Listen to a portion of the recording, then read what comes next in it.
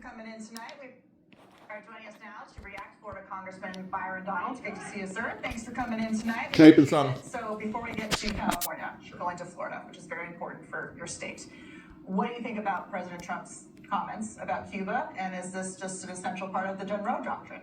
I think the president is absolutely right in his comments. For more than 60 years, we've essentially allowed a communist dictatorship to exist 90 miles off the coast of Florida. We've seen displacement, obviously, of the Cuban people. More than 1.6 million Cubans now reside in Florida. They cannot sustain themselves. This is proof positive that communism has never worked. The only way it works is at the butt of the gun and total control of people. And now they don't have the support, like the Secretary of State was saying, from Russia and from Venezuela. It's time for them to frankly come in and make a deal and actually open up Cuba, have a constitutional republic where the people of Cuba actually begin to understand what it is to live under a free economic system with individual liberty, actual protections of human rights and civil rights, and then Cuba can probably normalize, and then I think at that point the United States will welcome them, and then you can talk about embargoes and other things like that. Yeah, not having an enemy state at our doorstep is a very good thing. I want to ask you about this today. Joe Kent announced his resignation. Did you read the letter that he sent to the president? I read it this morning. And what is your response to it? Number one, I think that it was really inappropriate for him to write a letter like that on his way out the door. That's essentially trying to throw a hand grenade in while you shut the door and walk out. I think that's wrong. Number two, it undermines the commander-in-chief, and I think it also undermines our military officials who are in that region right now. Number three, and more importantly, and I think this is really for the American people, Donald Trump is not going to be cowed by the Israeli government or any other government.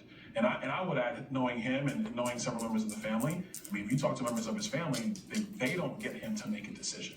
So how do you expect another country to force him to make a decision? That's not accurate. I think the president looked at the information in real time and said, this is what we need to do. And I think that was actually supported by the tweet that came out from DNI Gabbard, essentially saying, listen, the president looked at all the information and he made this decision. Yeah, many factors at play there. And of course, the president's been talking about the Iranian regime for 40 plus years. Right.